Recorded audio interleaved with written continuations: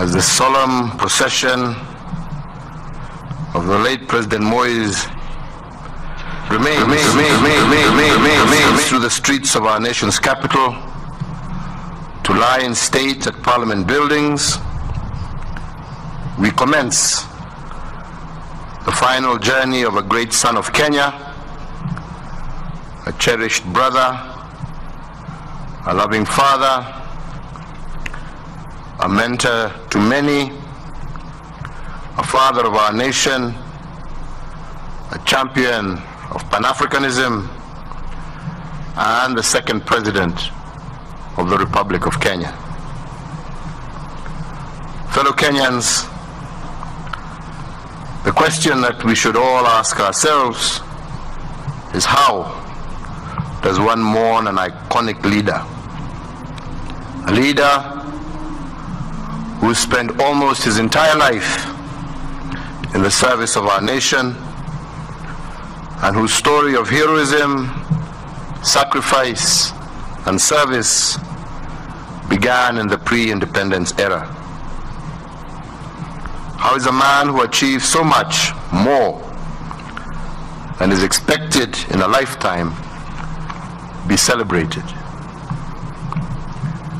What would be a befitting send-off or a national honor for a man who built Kenya in large by the works of his hands?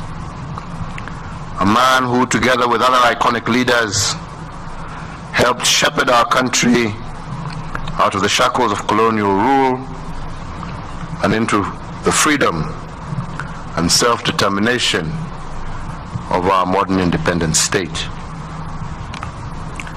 How else can a grateful nation celebrate the life of a man whose calm and steady hand reassured a young nation and her allies during the peaceful transition into the second administration? Fellow Kenyans, the sun has set on a truly extraordinary man, a masterful yet thoughtful leader,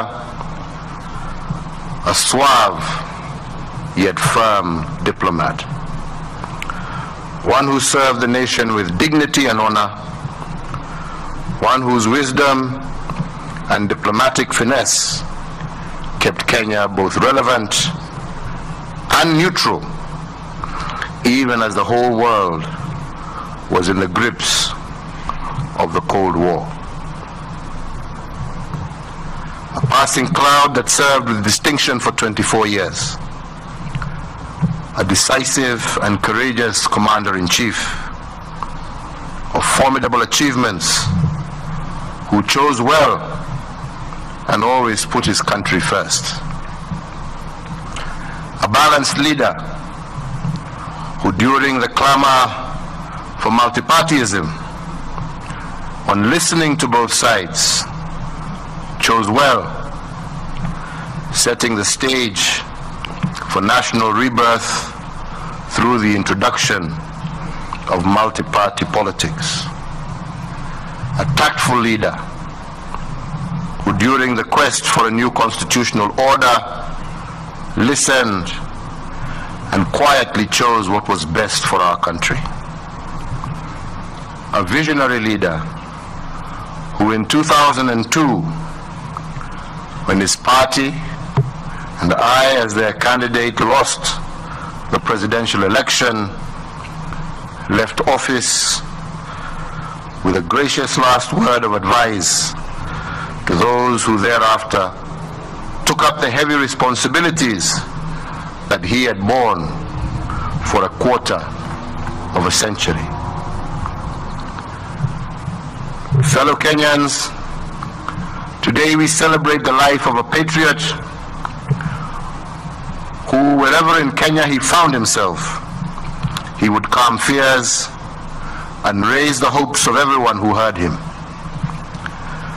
No part of Kenya was strange to him, and nor were her citizens.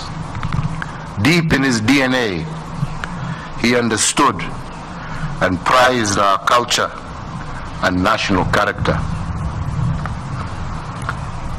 To his last day in the office as president, he remained committed and ready to defend Africa and her people.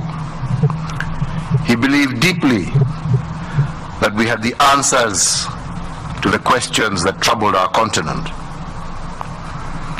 Our nation is not alone in mourning the passing of President Daniel Toroitich Arap Moi. The whole of Africa is mourning with us. We continue to receive messages of sympathy and admiration for the life and service of Mzee Moi from around the world. We celebrate the life of a teacher who taught for life and a mentor to many, including myself. One whose ingenuity bequeathed our nation many, many projects. President Moi was a mortal man whose works and legacy will remain immortal.